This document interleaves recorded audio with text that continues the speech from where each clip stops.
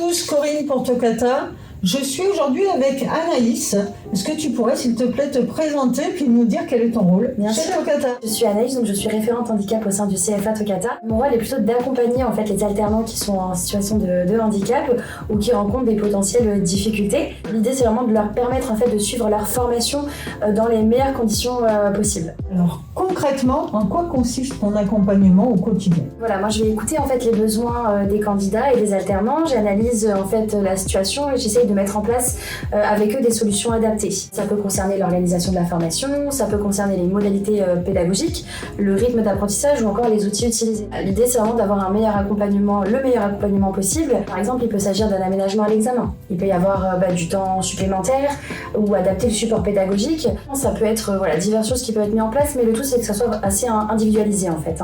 D'accord. Donc par exemple, si pour une ADVF, comme il y a une mise en situation d'1 heure au début de l'examen, qu'est-ce que tu mets en place avec le centre d'examen pour une personne qui a soit ou pas une reconnaissance RQTH? Alors il y a diverses choses qui peuvent être mises en place, ça dépend aussi des problématiques et des difficultés rencontrées.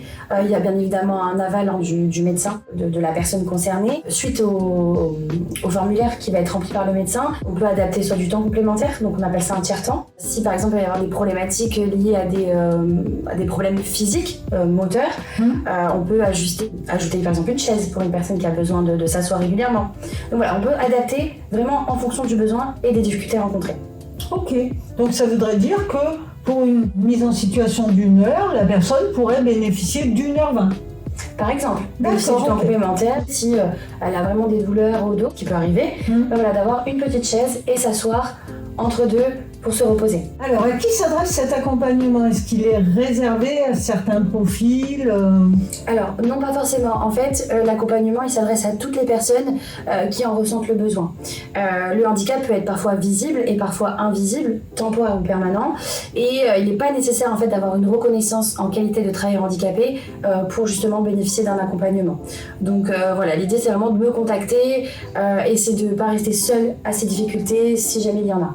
D'accord, ça c'est très important parce que je ne savais pas par exemple qu'on n'était pas obligé d'avoir une reconnaissance RQTH. Et non, parfois, oui effectivement, parfois on peut avoir des troubles 10, la dyslexie, dysorthographie, et on n'a pas forcément de reconnaissance en qualité de très handicapé pour ça, mais on a quand même peut-être besoin d'accompagnement pour justement soulager et faciliter en fait l'examen, et donc il y a des choses qui sont mises en place pour ça.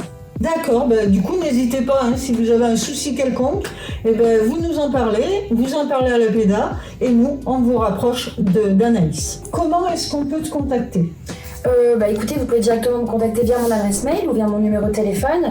Même en cas de doute, il ne faut pas hésiter à me contacter. Plus on en parle tôt et plus on peut mettre en place des solutions adaptées, quoi. Oui, c'est vrai, parce que je vois trop souvent des alternants qui arrivent au moment de l'examen, ils sont angoissés. Merci beaucoup Anaïs pour toutes ces explications. Voilà, sachez que chez Tocata, nous sommes vraiment attachés à accompagner dans les meilleures conditions l'ensemble de nos alternants. Vous pouvez nous contacter, ne restez pas avec des doutes, et puis à très bientôt, à la prochaine fois.